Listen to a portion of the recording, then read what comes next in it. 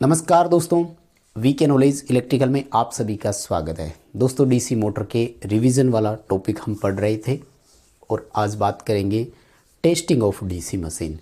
यानी एक DC motor में अगर हमें कंटिन्यूटी, ग्राउंड और अर्थ फॉल्ट की अगर जांच करनी पड़े, फील्ड में अर्थ है कि आर्मेचर की कंटिन्यूटी सही आ रही है कि नहीं, यानी कि फील्ड या आर्मेचर कहीं से ओपन तो नहीं हो गए, तो इन सब के लिए हमें किस तरह की टेस्टिंग करनी होती है, क्या क्या इक्विपमेंट की ज़रूरत होती है, क्योंकि इनमें से छोटा क्वेश्चन आ सकता है। दरअसल टेस्टिंग वाला टॉपिक ऐसा है कि जो बहुत सारे बच्चे उसे स्पष्ट रूप से समझ ही नहीं पाते हैं। विद डायग्राम पूरी डिटेल से लिखवाऊंगा, क्योंकि इन चीज़ों का तो मैं प्रैक्टिकल कर रहा हूँ पिछले 12 साल से। फुल मेगर कैसे करते हैं, मल्टीमीटर से कैसे टेस्ट करते हैं, टेस्ट लैंप से कैसे टेस्ट करते हैं, तो फुल प्रैक्टिकल अनुभव भी आपको मैं साथ में बताने जा रहा हूँ। एक एक पॉइंट आप पढ़ने का प्रयास करें और सारी चीज़ों को आप नोट करने का प्रयास करें। जितनी ज़्यादा चीज़ें लिखेंगे उतना ही ज़्यादा आप समझ पाएंगे। आइए सबसे पहले हम एक नज़र डाल देते हैं इस डायग्राम। थोड़ा सा ब्राइटनेस का इश्यू होगा तो मैं सेट कर देता हूँ, है ना, ताकि डायग्राम आपको प्रॉपर दिखाई दे। देखो, दो डायग्राम है और दोनों के नीचे स्पष्ट लिखा हुआ है कि कौन सी टेस्टिंग की जा रही है।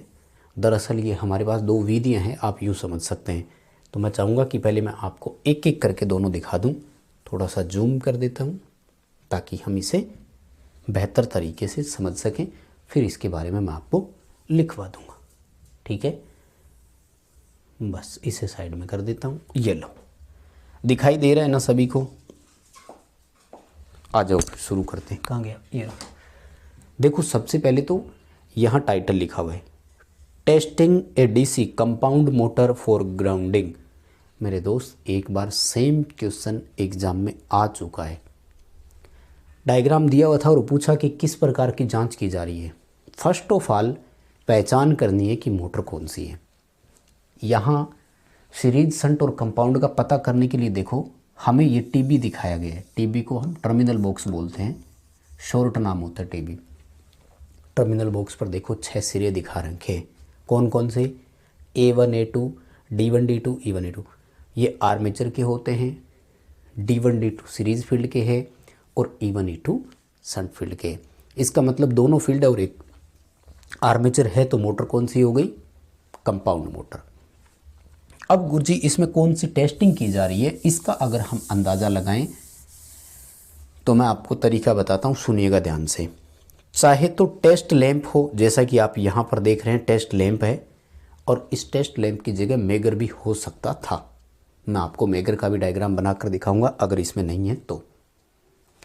सबसे पहली पहचान होती है कि एक सिरा अगर टेस्ट लैंप वाला है तो न्यूट्रल ही होना चाहिए, और अगर मेगर है तो मेगर में ई और एल नाम के दो टर्मिनल होते हैं, तो ई सिरा होना चाहिए यहाँ पर। ठीक है, वैसे मेगर में 3 टर्मिनल होते हैं। तीसरे सिरे को ग्राउंड टर्मिनल बोला जाता है, जिसका उद्देश्य होता है एक्यूरेट रीडिंग प्राप्त करना। अच्छा क्वेश्चन है, एग्जाम में आ चुका है।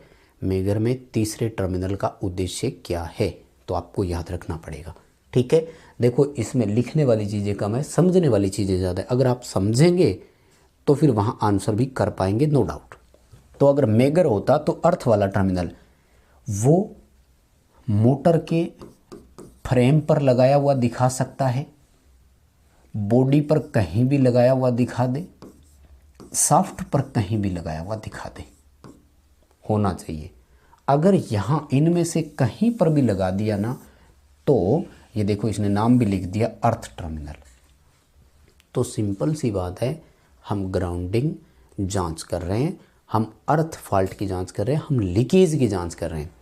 हम ये देख रहे हैं कि वाइंडिंग या आर्मेचर में से, दोनों में से किसी एक का बॉडी के साथ कोई प्रत्यक्ष संबंध तो नहीं हो गया हो, क्योंकि अगर ऐसा हो गया हो तो करंट लीकेज होना शुरू हो जाएगा और बॉडी आपको झटका देना शुरू कर देगी, अगर उस पर अर्थिंग नहीं की गई है। इसलिए कहते हैं कि पावर प्लांट में मशीनों की डबल अर्थिंग होनी चाहिए।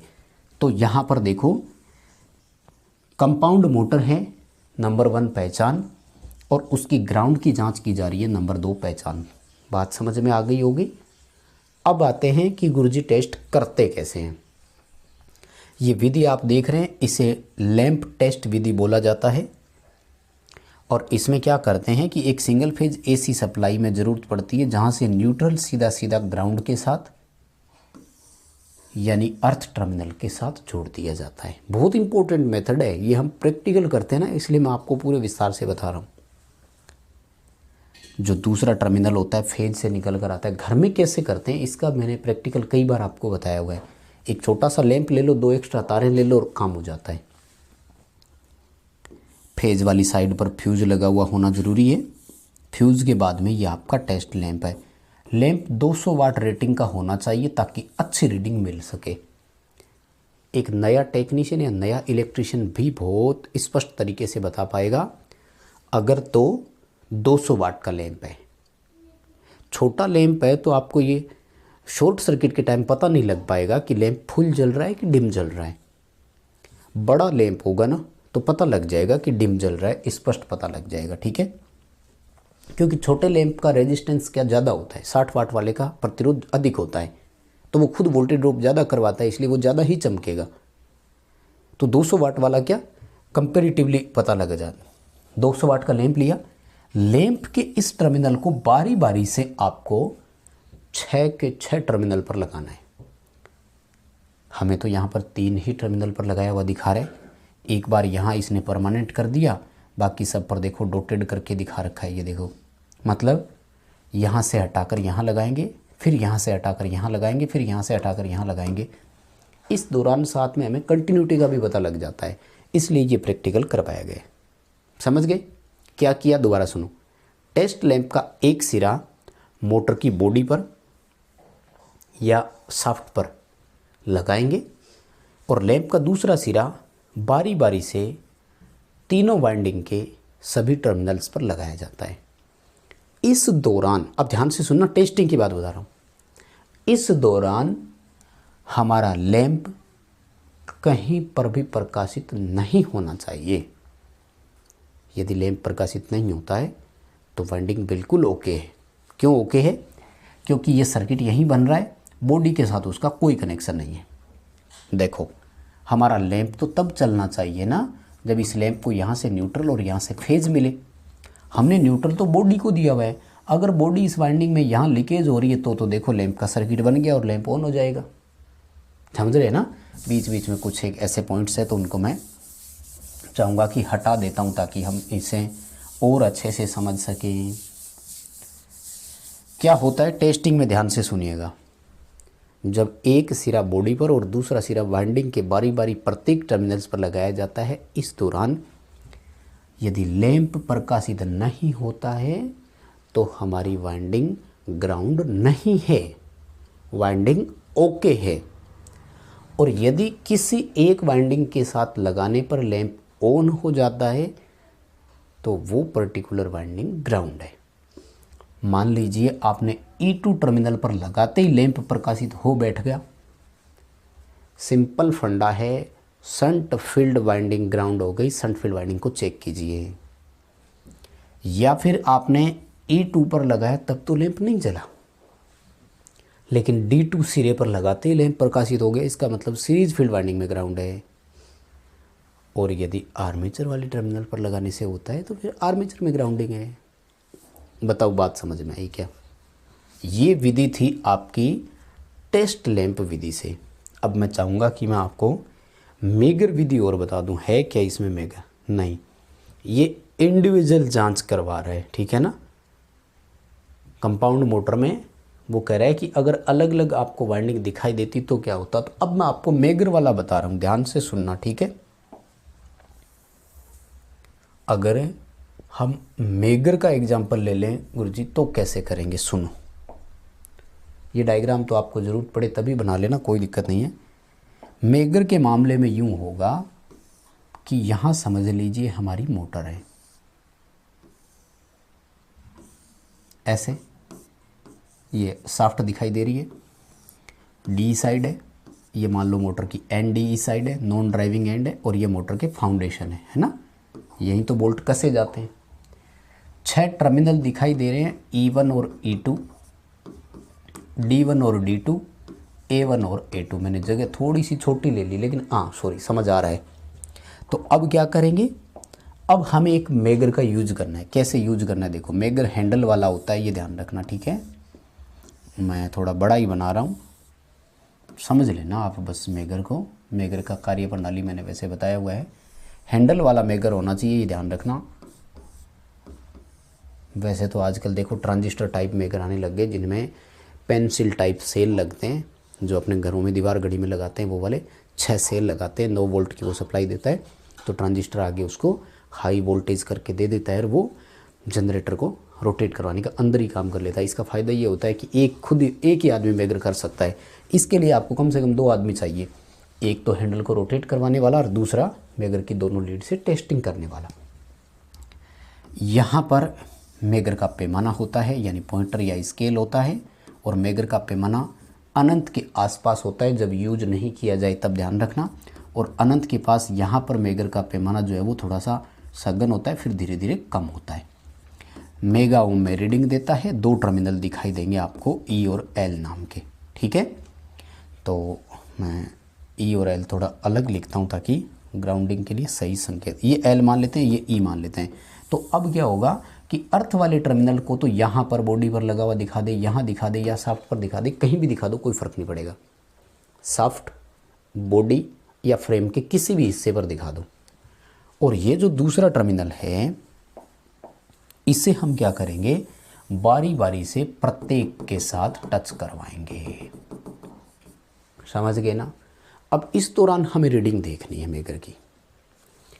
इस दौरान अगर मेगर की रीडिंग कहीं पर भी 1 मेगा ओम से कम आती है या फिर 0 आ जाती है, बिल्कुल 0, तो भैया उस वाइंडिंग में फॉल्ट है और वो दोषयुक्त है।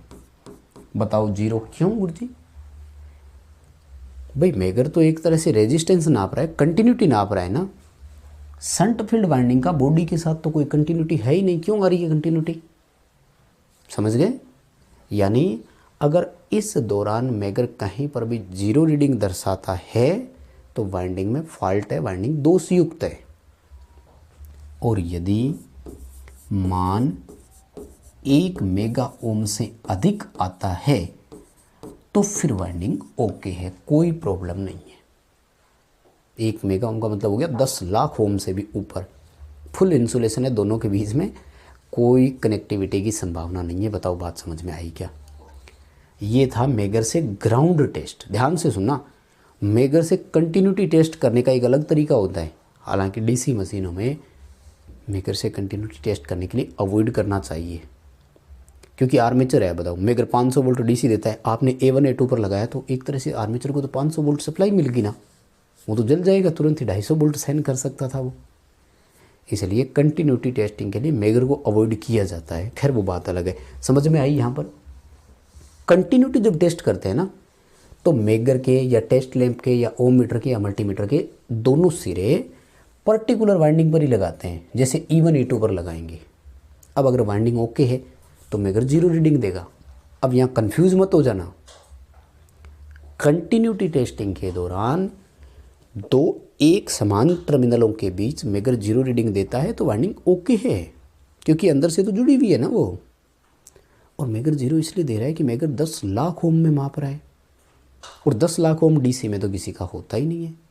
आर्मेचर का तो 1 ओम से भी कम है, सीरीज फील्ड का भी इतना ही है। हाँ शंट का थोड़ा सा ज़्यादा होता है, 200 ओम 400 ओम 700 ओम के आसपास होता है, तो भी 0 ही तो दिखाएगा मेगर, तो वो कंटिन्यूटी सही मानी जाएगी कंटिन्यूटी टेस्ट के दौरान।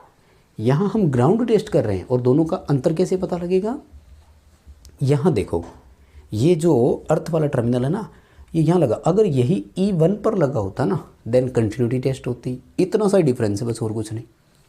बात समझ में आ गई क्या? तो ये 2 तो लिखे अपन ने। मेगर टेस्टिंग का ये वाला डायग्राम भी बना लेना। एक बार मौका देता हूँ आपको मैं लिखने का, फिर हम आगे और बढ़ेंगे तो बात करेंगे, है ना।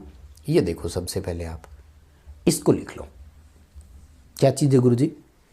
कंपाउंड मोटर की टेस्टिंग हो रही है, ग्राउंडिंग जांच with help of testing lamp, यानी पूरा लिखेंगे आप।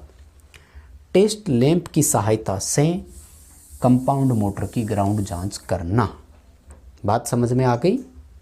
बनाओ, एज इट इज़ डायग्राम बना लो। मैं थोड़ा सा साइड में हो जाता हूँ, आप बना लो। हाँ, डाटा भी लिखवा दूंगा, एक एक करके सारे डाटा लिखवा दूंगा।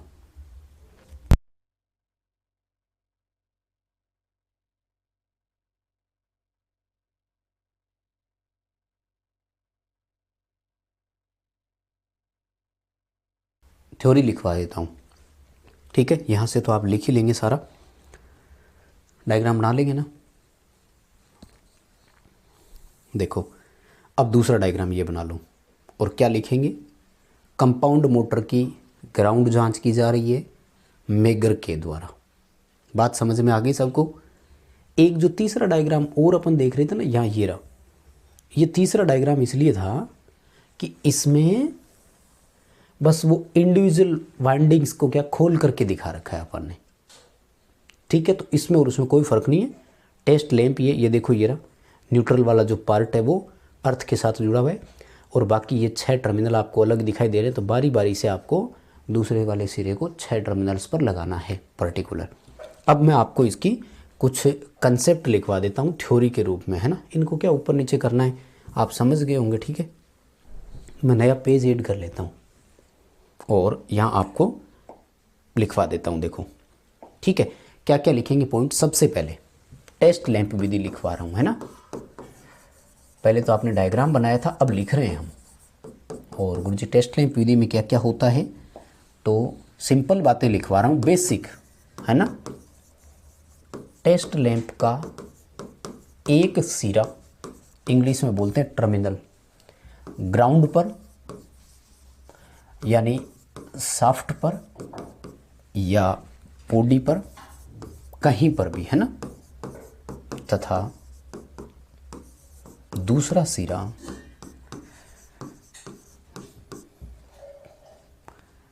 वाइंडिंग के प्रत्येक टर्मिनल पर या प्रत्येक सिरे पर, ठीक है? वाइंडिंग के प्रत्येक सिरे पर लगाया जाता है, ठीक है? ध्यान से सुनना, ग्राउंड के साथ आपने कहाँ लगाया है? ग्राउंड के साथ आपने कहाँ लगाया है? प्रत्येक वाइंडिंग के लिए। तो ध्यान से सुनिएगा, यदि टेस्ट लैंप प्रकाशित होता है तो वाइंडिंग दोषयुक्त है। ध्यान से सुनना, तो वाइंडिंग क्या है? दोषयुक्त है, यानी वाइंडिंग में फॉल्ट है। और यदि लैंप प्रकाशित नहीं होता है तो वाइंडिंग ठीक है, वाइंडिंग सही है, वाइंडिंग ओके है। बताइए बात समझ में आई क्या? अब देखो, ये था हमारा कंपाउंड मोटर की ग्राउंडिंग का टेस्ट। तो जरूरी नहीं है ना कि वो कंपाउंड मोटर का ही दे आपको, वो आपसे शंट मोटर का पूछ सकता है, वो आपसे सीरीज मोटर का पूछ सकता है। तो किसी भी मोटर का क्यों ना हो, तरीका सेम रहेगा मेरे दोस्त। आप यहाँ टेस्ट लैंप लगाने के बाद में E1 E2 वाले टर्मिनल को भूल जाओ, वो सीरीज मोटर बन गई। D1 D2 वाले टर्मिनल को भूल जाओ, वो शंट मोटर बन गई। मेरा कहने का मतलब ये है कि अगर आपसे पेपर में कोई पूछे कि व्हाट इज़ ग्राउंडिंग टेस्ट या डीसी मशीन में ग्राउंडिंग जांच कैसे करेंगे, टेस्ट लैंप का यूज कर सकते हैं, मेगर का इस्तेमाल कर सकते हैं। करेंगे क्या गुरुजी इसके लिए हमें टेस्ट लैंप या मेगर का एक टर्मिनल ग्राउंड पर लगाना है और बाकी वाइंडिंग के टर्मिनल पर लगाना है। अगर डीसी सीरीज मोटर है तो 4 टर्मिनल होंगे, डीसी शंट मोटर है तो 4 टर्मिनल होंगे, कंपाउंड मोटर है तो 6 टर्मिनल होंगे। सीरीज मोटर में कई दफ़ा 2 टर्मिनल ही बाहर आएंगे, क्योंकि आर्मेचर और सीरीज आपस में सीरीज में जुड़े होते हैं ना। यानी अब मैं क्या बता रहा हूँ सुनना, अब मैं आपको ग्राउंड टेस्ट बाकी दोनों मोटरों का नहीं लिखवाऊंगा, क्योंकि तरीका सेम है, यहाँ तक का डायग्राम सेम है, तो समझ जाएंगे, किसी को कोई इशू नहीं आएगा। ठीक है, लिख देंगे। और मेगर से करके दिखाना चाहो तो मेगर दिखा देना, टेस्ट लैंप से मेगर दिखाएंगे। यहाँ पर बस वही टर्मिनल 2 या 4 दिखाना है आपको, कर देंगे, कोई इश्यू नहीं है। अब आ जाओ वापस चलते हैं पॉइंट पर। क्या लिखा था आपने यहाँ पर? टेस्ट लैंप विधि लिखी थी। अब दूसरी वाली विधि लिख लेते हैं गुरुजी। दूसरी विधि कौन सी है हमारी? दूसरी है मेगर विधि या मेगर द्वारा टेस्ट। ग्राउंड टेस्ट की बात कर रहा हूँ मैं, ये ध्यान रखना, आज की पूरी क्लास ग्राउंड टेस्ट पर ही टिकी हुई है। देखो कम से कम 25 मिनट आधे घंटे में एक टेस्ट करवा रहा हूँ। सोचो 4-5 टेस्ट होते हैं तो क्लासेज कितनी होगी? 2-3 घंटे की क्लास होगी टेस्टिंग पर। इतनी लंबी और आराम से डिटेल कोई नहीं देगा। मेगर से कैसे टेस्ट करेंगे गुरुजी? मेगर से टेस्ट ऐसे करेंगे कि मेगर का एक सिरा, सेम तो खैर बात तो वही है, बॉडी पर लगाएंगे या शाफ्ट पर लगाएंगे या ग्राउंड पर लगाएंगे। और गुरुजी मेगर का जो दूसरा सिरा है वो कहाँ लगाएंगे? तो मेगर का दूसरा सिरा जो है वो प्रत्येक वाइंडिंग टर्मिनल पर लगाएंगे। ठीक है, किस पर लगाएंगे?